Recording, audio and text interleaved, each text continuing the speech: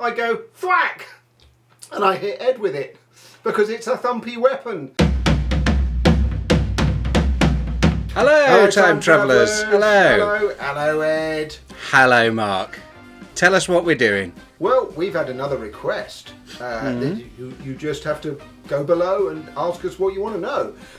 Do you remember recently you categorised the academic terms for weaponry? Spiky, yes. cutty, things like that. According to the Royal Armouries, slicey, yes. Someone wants to know, what was thuddy or thumpy, and what would we recommend in that vein?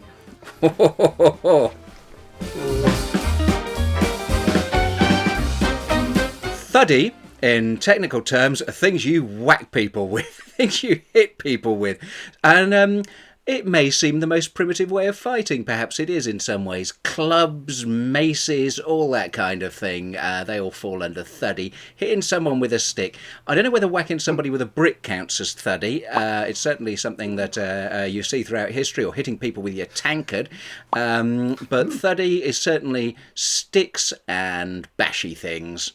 What's your favourite thuddy, Mark? I would have liked to have had a truncheon for you, because when I was thinking thuddy, I immediately thought police truncheon, and then I thought, where did the idea for the police truncheon go? And I seem to remember you mentioning these little fellows, about 3 to 4 foot of hazel stick, over in the colonies, Indian fighting stick. Backswording is a way of practising martial arts. The English backsword, a sword with a...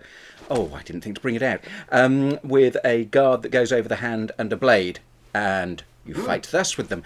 But they use wooden sticks in a leather guard for practising. That's backswording. I think you're getting it mixed up with the Indian stick fighting that is still used for riot control in India, if what I see on the news sometimes gives it away. It's a proper sort of series of martial arts that the Europeans, the English, British adapted for fighting as well. So these things all get mixed up. The human body only works in so many ways. But I don't know if a sort of a thin ash plant or hazel rod can really be considered thuddy, Mark. I'm not going to let you have that for thuddy. Really, that's thwacky. Now, thwacky is a smaller class of weapon, which isn't necessarily deadly. If we made that stick even bigger, though, we'd come up with one of the best of English weapons, which has no edge on it. So I reckon if it doesn't cut, it thumps, which of course would be the quarterstaff. Robin Hood, Quarterstaff is thumpy. Quarterstaff is an absolutely fantastic piece of thumpy kit. Yeah, it's a superb weapon, and we know a bit about how they were used. And it was a pan-European weapon. It survives. There's a Portuguese martial art which shall I try and pronounce it from memory? Something like Yogo da Pau or something. But it's Portuguese stick fighting. It's fantastic. And the game is about treachery. So one of the things is you sit on one of the players will sit on a chair with a 6-foot long stick, and the other people will try and hit him, and he has to not get off the chair and fight them off. Fantastic stuff. And it's sort of like it probably shows us a bit what quarterstaff was like. I don't advise going to have a play with a quarterstaff, because that's the reason that finger doesn't go in the right direction anymore. Tried it out thinking, well, it's not sharp, it's not going to hurt. Wrong. I think it's going to hurt some of these things. One of the, the most impressive weapons when you see them handled by people that know them are sometimes what, might seem the most primitive. The Maori whalebone war club, it's shaped like a little guitar. They're Pt-2, I'm saying it wrong, I don't know how to pronounce it.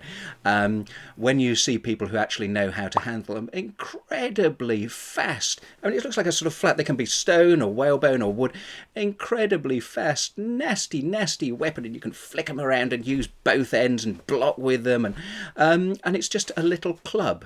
And clubs go all the way back. There was a battle site in Germany found a couple of years ago, huge Bronze Age battle. We know nothing about it, but there are 2 clubs from there. One is effectively exactly the same as a big baseball bat, and the other one is a croquet mallet. So unless they were having a sporting event that went very wrong on the banks of a sort of North German river, playing proto-croquet and proto-baseball, nasty weapons, but you can imagine how they were used. They're not just going to run at each other like they do in films and go, "Ooh, I'm going to hit you over the head." There would have been all sorts of nasty things going on in the effort of applying them, I would have thought. What are the thumpers? What Well- are the thumpy things? Well, this is one that everyone forgets about because, of course, everyone wants to go back to the Middle Ages and say, "Oh, let's Yeah. go and watch a medieval battle because there'll be nothing but swords." Yeah. And you could get into a lot of trouble if you miss the thing that goes with a sword like this. One of those, Ed. Oh, yes, a buckler. A buckler is a shield. And most people, you think of a shield as something to protect you. But this isn't. This is a thumpy shield. Because I don't hold it here going, "Oh, Ed, don't hit me. Ed, don't hit me." No, I go, I go, thwack! And I hit Ed with it.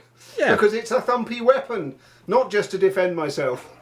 It can be used as a thumpy weapon, yeah. And the other thing, now I don't know if you know about, one of those things beloved of people who study medieval military history and reenactment stuff is the Archer's Maul, which is, the descriptions of it make it sound again like a croquet mallet. But there's I think for Henry VI, is it? There were, I don't know, 500 made or something. They virtually, anything that's identifiable as them doesn't seem to appear in pictures, but they're beloved. People go, "Yeah, I've got my Archer's Maul." I would like to go back to sort of Agincourt, 1415, see the Archer's Maul, see if they're really finishing off French knights with a whacking great croquet mallet. That'd be interesting. We're going to have to Yes. imagine my other one. Yes. This is thumpy. What is it, an orange? If you fire it at... no, oranges are... I wouldn't count orange as thumpy. More sort of spoofy. Yeah? If I put something blunt, which I consider thumpy, down a cannon, it comes at you really fast. Yeah. But it still thumps you, because all cannonballs are subsonic. And subsonic, in my opinion, that's not a bullet. A bullet travels at supersonic speeds, whereas this just thumps you. It might take your leg off, but it still just thumps you. No, vetoed, banned. Once again, no. You've got a whole history of thumpy weapons. You could have gone with maces that appear, everything. You've got everything from sort of ancient Iranian heavy cavalry with their wonderful big jewelled maces, all the way through to Henry VIII's holy water sprinkler, a mace with a spike on the end, thus falling slightly into spiky, and 3 matchlock gun barrels hidden in it, falling into bangy, spiky, and thumpy in one brilliant moment of regal majesty. You could have gone for anything like that, and you bought me a cannonball that looks like an orange. No, vetoed, sorry. not allowed, banned. No, we're not doing very well at thumpy. I realise that the world of thumpy is something that I'm going to have to investigate an awful lot more. The world of thumpy is beautiful and enormous. Embrace it. Set out into the world of thumpy and look for thumpy things. We'll do it again. We shall do that. Let's go and investigate the world of thumpy and wish everyone good luck doing so. Yes. So, yes. Bye-bye, tram travellers. Bye-bye. And thump.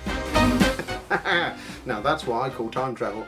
Anyway, if you've liked what Ed and I say, don't forget to like us, share and subscribe.